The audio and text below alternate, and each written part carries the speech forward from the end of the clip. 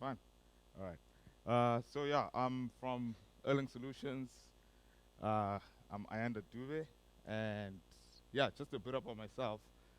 Um, I'm the RabbitMQ lead engineer at Erlang Solutions, and I also work on Erlang and all Elixir-based systems.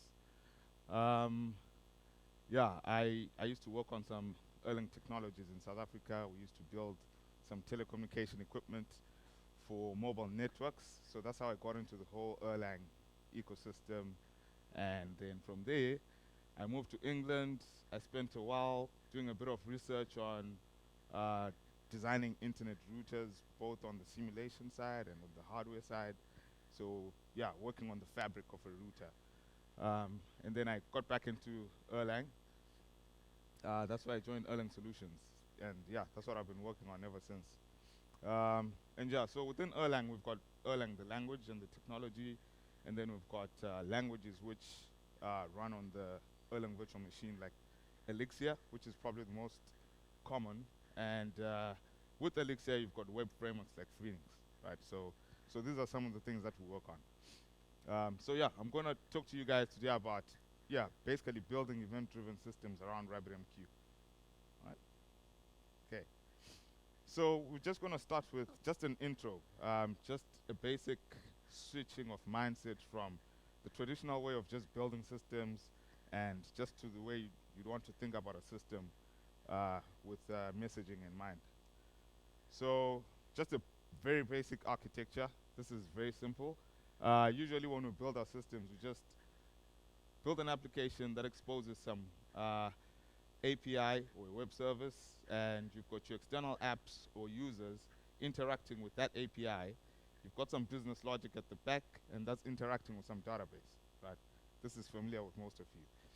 And then you switch from that, you take it to microservices where you've got multiple apps. It's now broken down into micro apps, and each app has got its own API, exposing a service, and all applications basically interact based on what another application is exposing, right? And then you can also have a central database around your microservices as well, right? And yeah, there's some advantages about this architecture or this approach to building systems is that things are loosely coupled, right? Applications are autonomous. They basically they're self-contained. They're easy to manage. Um, they are scalable, but that's questionable as well because the more you grow your microservices and the more APIs that you have to be aware of, scalability becomes a question. Then you've got support for multiple technologies because each app can be implemented in its own technology. And then you've got reduced complexity when you break up your application into smaller pieces, right? And then the disadvantages is that there's this global awareness that you have to think of. So each app has to be aware of all these other applications in your entire ecosystem. And then your interfaces are usually not standardized. So one API might expose something in a different way, something else in another way. So there's no standard across your architecture. And which brings across the next point, which is the tight API dependency. And then obviously there's a limitation to the scalability, which I've just mentioned. And things like stability and consensus and uptime become questionable as well, right? If your entire apps have to be in sync, it becomes a bit tricky to work with. Even with performance, the more you make external calls, the more performance is hindered, and you get a lot of bottlenecks across your architecture. And if you need to reach some consensus about your data, right, that also becomes, the more you scale out, the more consensus issues you have to deal with. So, switching to messaging, right? So messaging is still similar. You still have multiple apps across your architecture, but instead of directly interacting with each other, they all go through a messaging bus or a messaging system, right? So just like in hardware, a message bus in hardware, you've got all these devices on your laptops which interact or address other components on your hardware using a common messaging bus, right? Similarly, we've got software messaging buses, which your applications, instead of talking to each other directly, they just address each other through this common messaging bus. So that's the basic switch in your mindset when you're doing the design approach using messaging. So basically, yeah. So each application will have its own address, and this address will be a queue or a topic. We'll get into more on that later. And then communication is standardized because all apps are all interacting with the same messaging bus. So there's no standalone application that is exposing its own protocol, which is unique to itself and which is not standard across your architecture. So everything is going through the messaging bus. You reduce the number of dependencies, API awareness. It's easy to scale because any app that you're adding to your architecture is basically interacting with the same messaging layer. It guarantees performance improvements. You get improved throughput and latency, right? So the number of messages that you can successfully process will actually increase because of the buffering and just the way you are transacting your messages across the messaging bus. And obviously you reduce the amount of complexity in your applications because each app doesn't have to expose a unique API. And I mean, there's more. We can add more on those. And then just some examples of messaging systems, some of which you're aware of. Obviously RabbitMQ, which I'm going to speak about today. You've got Kafka, you've got ZeroMQ, Apache Pulsar. You've got the old messaging systems like IBM MQ. You've got Service Fabric. I don't know who still uses that though. But yeah, I think there are people who are using IBM MQ. That's before some of us were born, eh? Yeah. Okay, and then you've got EMQX as well. That's for MQTT.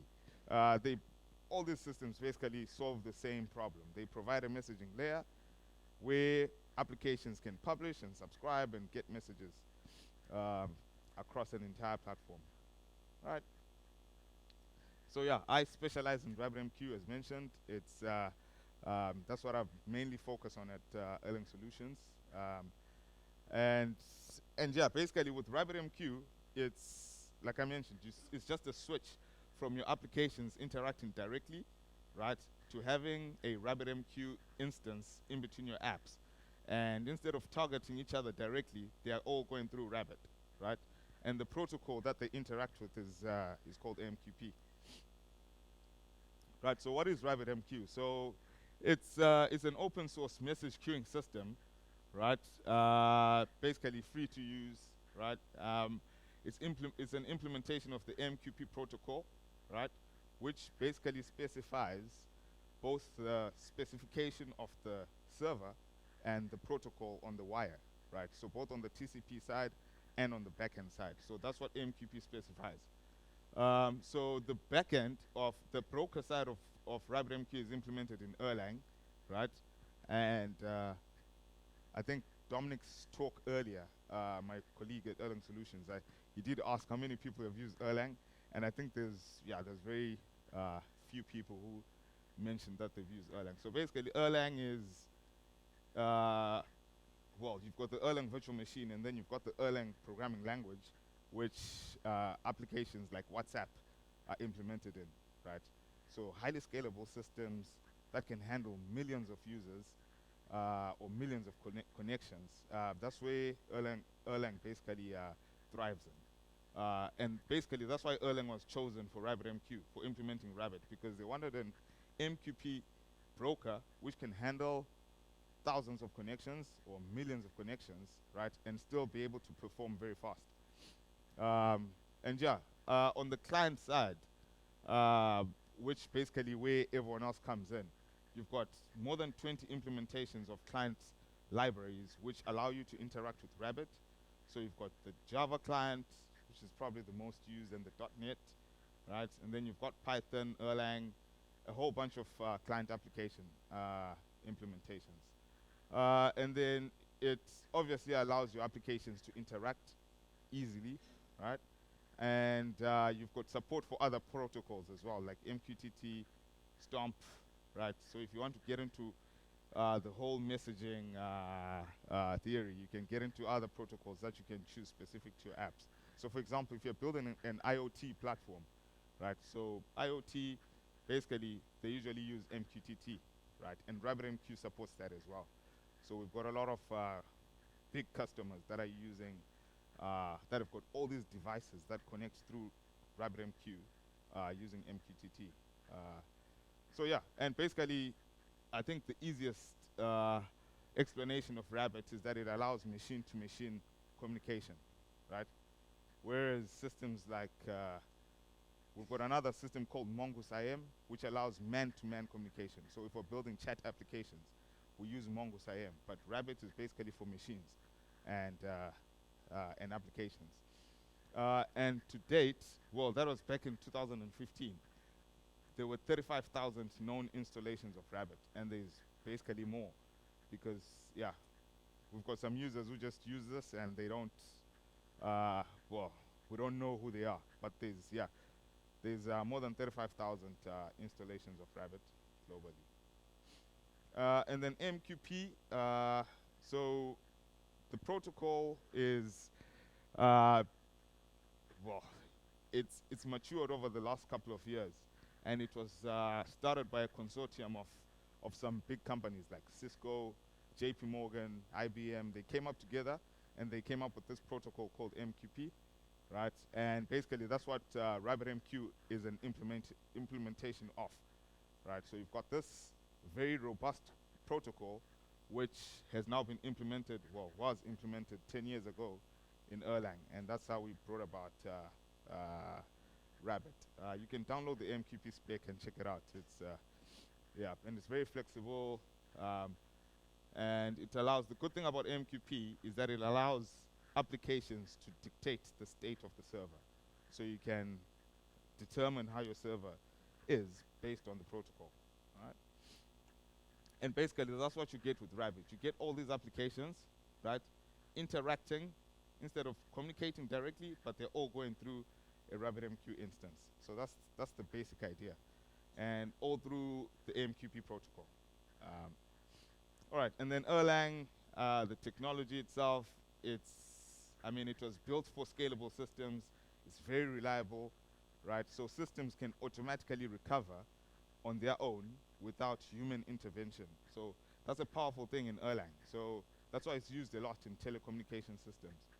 So yeah, if there's a bug or if there's a crash in your system, Erlang has got these primitives which allow you to automatically recover while you're enjoying your sleep. So you don't have to wake up at night and fix stuff, right? So that's what Erlang was built for. And it's fault tolerant. It allows high availability of service. So that's why systems like WhatsApp are very stable and they are long running. Cisco uses Erlang a lot for their routers and a lot of mobile networks, right? So when you're sending SMSs and buying data, you know, a lot of things, a lot of financial switches as well, right? So when you're transacting money at the ATM, some of those transactions are being handled by Erlang and Erlang backend. So yeah, so it's very stable, and you don't have mutable memory usage. So everything, once you use up memory, you don't change it basically. So it reduces the number of the probability of crashes in your system. Then so basically systems like this are called soft real time, right? Because we allow them, they can crash, but they can recover as well, right? So a crash is not the end of the world. So it's very good for soft real time systems that need to perform at a high performance and high concurrency. So the internal design of Rabbit, just an overview. It's very complex internally, but just to give you a brief overview of how it is internally, you've got two applications that will be interacting, right? One application publishes messages to through a channel, that's CH2, and that channel basically is a handler internally. It will basically take your message, forward it to an exchange, which are those black boxes, and those exchanges are like routers internally, and they route messages to your queues, right? And then on the other end, you've got an application that is now consuming messages from those queues, also through some channels, right? That's just an overview. And then internally in a Rabbit node, what you have, you've got an internal database called Amnesia, right? It's an Erlang-based database, so it will store some metadata about your queues, about your routing info, about your users as well. It's got some memory monitors. It's got a whole bunch of things. You've got some file handle caching to optimize the usage of your disk, right? Yeah, and you've got some alarming. You've got plugins. You've got recovery strategies. I mean, there's a lot. I mean, if you want us to get into the detail of how it works internally, we can talk about this after. And then just an example of just an end-to-end operation in RabbitMQ. So when an application publishes a message, right, this is just a publish operation. Basically, you've got the channel, right, which if I just slide back to this guy, it's that ch2, which I have on there. So the channel handles the request, right, and that message is translated to internal message format, which is that Rabbit basic module, right, which does that. And then that is eventually forwarded to the exchange, which will route the message.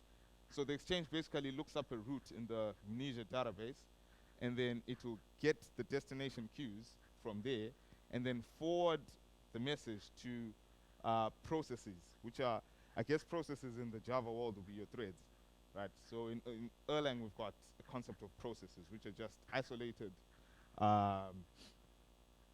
executions of work. Basically, it's just a thread. And what those delegates do, which are just processes, they then forward your messages to a queue process, which will then queue up your messages, right? And then whenever a message is received in a queue, there's an attempt to immediately deliver it to a consumer, which is your other app, basically listening for messages. If your app is not ready to receive messages, or if you don't have a consumer, that's when the message is written to the queue, right? So that's queuing theory, basically. You first attempt to deliver, and if the endpoint is not available, you keep it in the queue, and that's how your queue builds up, right? So basically, this is just a bit on the internals, but I don't want us to get too much on the internals today. So yeah, we'll just discuss how you take Rabbit and how you implement your messaging system around RabbitMQ, which is event driven. So just an overview design flow. So first we'll look at the transport. So transport, basically your TCP connections, how you're going to distribute your connections, and then we'll come up with an addressing scheme, right? And then after that, you plan for your routing, and then you come up with the messaging, I'd say protocol or method internally, and then you do some configuration of both your node and your hardware. All right, so we'll start off with the transport. So basically with transport, you're looking at how do I distribute my connections, well, how do I distribute my applications in relation to the connections, right? Because TCP connections are very heavy, right? So each connection going to your RabbitMQ instance consumes a lot of memory. So you need to think about that as well. So if you've got 10,000 apps, which are all creating isolated connections, that's a lot of memory because each connection uses about 192 kilobytes, right, of memory. So you need to think about things like that. But now the AMQP protocol allows TCP connections to be multiplexed. So within one connection, right, I'll just come to this. Within one TCP connection, you can create multiple channels, right? So basically, you don't have to have each application creating its own TCP connection. You can have a single connection and start up multiple channels within a single connection. So that allows you to optimize your usage of your TCP resources on your server and on your client side, right? And then when you look at the addressing, basically you just want a way of one application to be able to address another application. So if I want to send a message to another app, how do I direct my message to that? So basically you come up with an addressing scheme, right? And usually we just use the application name. So take the application name, translate it directly to a queue name, right? Or a topic, and basically each app has got its own queue internally, right? And queues basically have got arguments as well. So based on the use case that you're working on. So example of some arguments that you'd specify in your queue. So these determine how the queue is going to operate. So you can make a queue durable. You can make it auto-delete, right? You can set time to live on a queue and say, okay, I need this queue to be alive just for, I don't know, a day or something. Then after a day, you want it to drop because you don't want it to stick around in your server, right? You can set things like max length. How many messages can you retain in a certain queue? So you can set a whole bunch of attributes in your queues, right? And for example, with IoT use cases, right? Because IoT is, you've got a sensor that is just reading some data, and it publishes messages into your broker. If your node were to go down and come back up again, it's not the end of the world, right? So you can set your durability of your queues as false, right? Whereas in a banking system, for example, you can't afford to lose messages, right? So if things go down and they recover, they need to be available. So you'd set your durability to true. So those are some of the things that you can set with your addressing. So once you've done your addressing, you've got your apps, right? And internally in your node, you've got your queues with the names of your applications, right? So each app, that's just a basic scenario. Each app has got its own queue, right?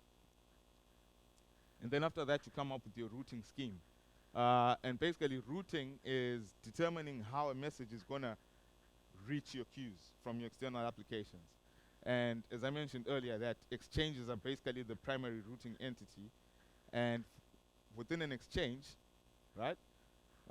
So with Rabbit exchanges, just think of a telephone exchange where a phone call comes in, well, the ancient stuff, where a phone call will come in, and in the telephone exchange, it will be basically switched to the particular destination phone. And that's basically the idea with exchanges in Rabbit. A message comes in, targets an exchange, and the exchange will do the routing to the specific queue, right? And the path which the message takes is determined by the routing key, right? And then, so messages are routed to the queues, right? But from the external app, applications are not aware of the queue. They just publish to an exchange and specify a routing key, right? And basically, that's how a message would reach a queue. And exchanges as well, similar to queues, they've got their attributes. So you can create an exchange of type direct, right, or fan out. So for example, fan out is just a broadcast exchange. So all you're saying is whatever message is coming in, just broadcast it to all queues that are bound to that exchange, right? So you can also set the performance of your exchanges based on the attributes.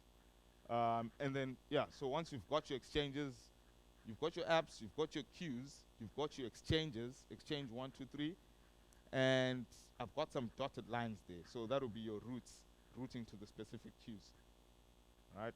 And then from there, you look at your messaging, right? So now you want to come up with a messaging pattern on your broker. So basically, publishing is message transmission. To receive a message is basically consuming, right? And basically, when it comes to your events, if you're building an event-driven system, you don't just do publish, subscribe. You need to come up with I would say your own protocol, right? Because what you want is if I publish an event to an app, that app should be able to process that event and be able to respond back to the caller, right? So what you do is come up with your own internal protocol, right? Establish your source and destination, and for all messages that you publish, right? So if it's a synchronous operation, if I publish a message, I need to encode the source of that message so that the receiving app can basically respond to the calling app. But if it's a fire and forget, then you don't need to put your source. And then you also define timeouts as well on the calling application to avoid things like deadlocks, because the calling app can just wait for a response but not receive it. So set things like timeouts on your calling app. And then if you've got multiple responses, you've got a concept of correlation IDs.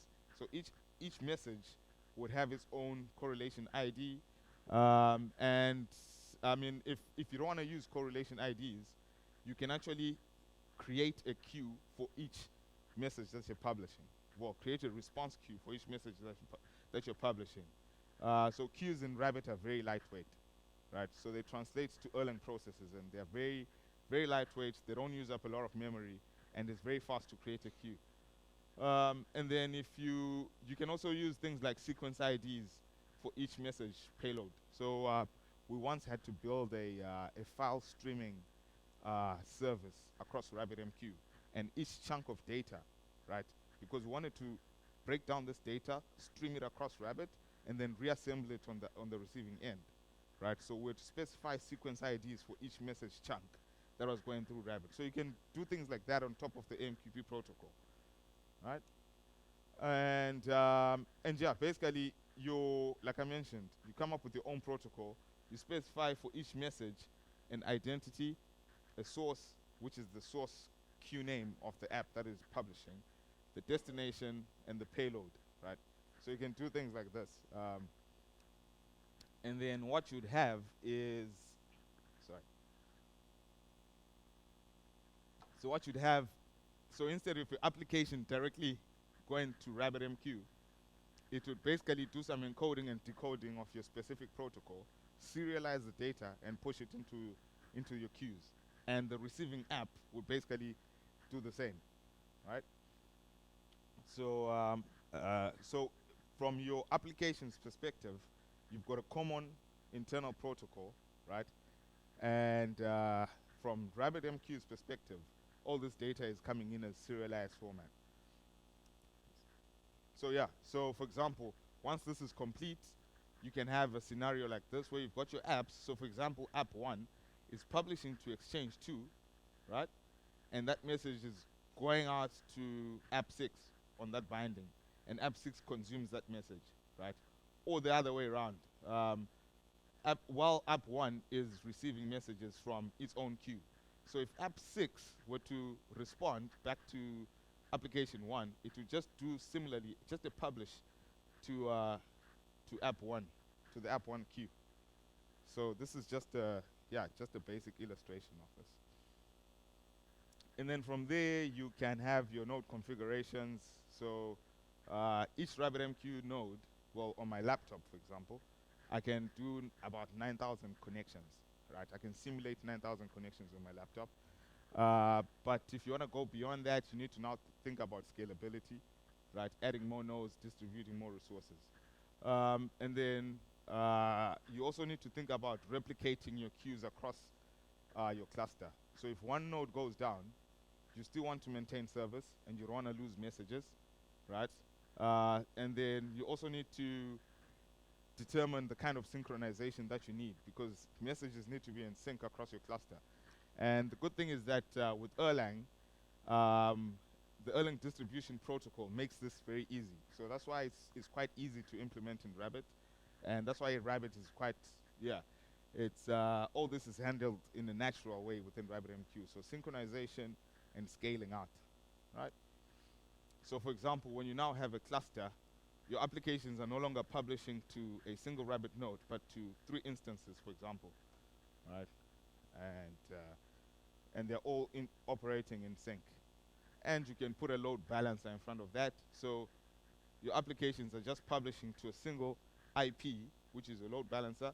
And behind that, you've got a multiple number of RabbitMQ nodes which are clustered together, right? With the resources being spanned across each node. And then you can set things like I've already mentioned, replication of queues, which is the HA policies that Rabbit gives you. And then from version 3.8, you're going to have what are called quorum queues. So you can have a different type of queues which basically are based on Raft, right? And you've got automated partition handling strategies. So if you were to get a network partition across your cluster, RabbitMQ automatically recovers from that based on how you'd configured it, right?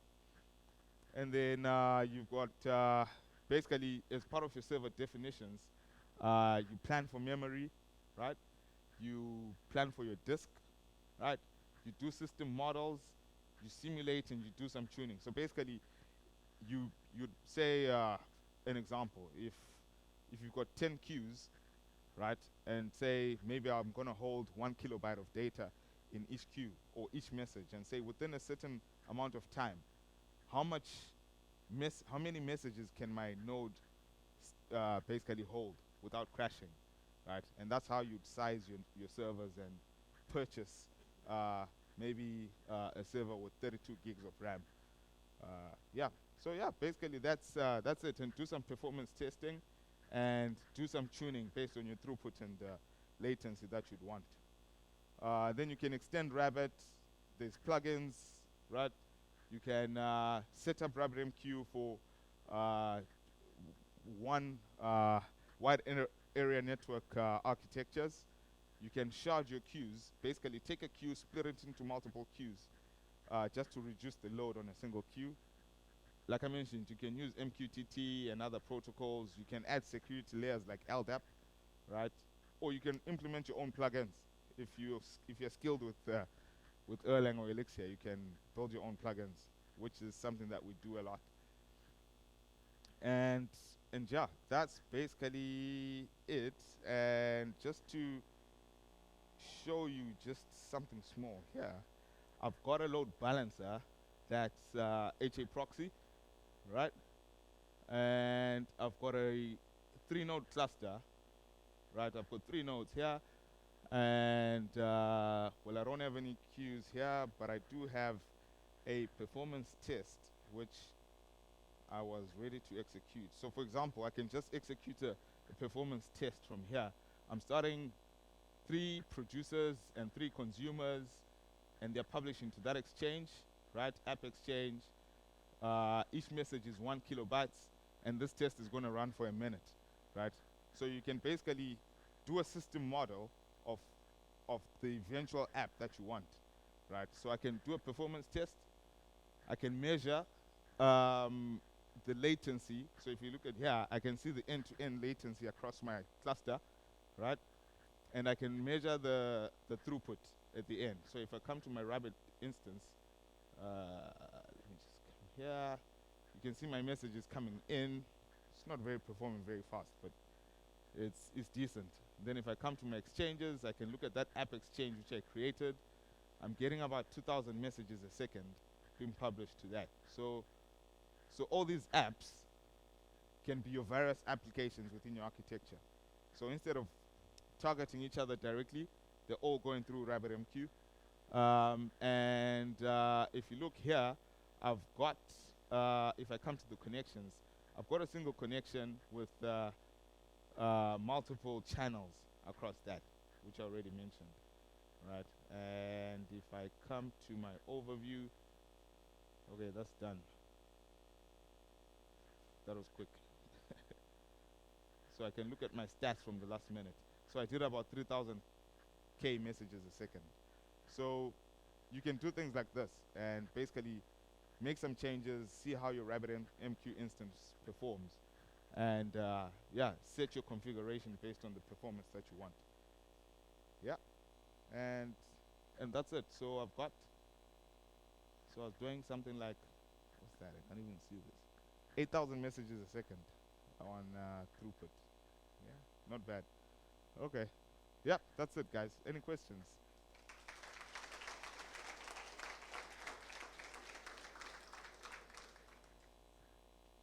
Yeah. Yes. You can externalize it, so you can actually write a plugin that uses that Ninja table internally. Yeah. So, but when you say externalize it, do you mean have your own custom data going to Ninja as well, or replace You can. You can. Well, you can't extract it from Rabbit, but you can use it for your own purpose as well. So you can create your own tables in that same Ninja database, but you can't isolate Ninja from RabbitMQ, but you can use amnesia for your own data. Yeah. So if you write your own plugin, right, you can actually publish messages, store them in amnesia as well. Yeah. So it comes bundled up with Rabbit. Yeah. Yeah. Any more questions?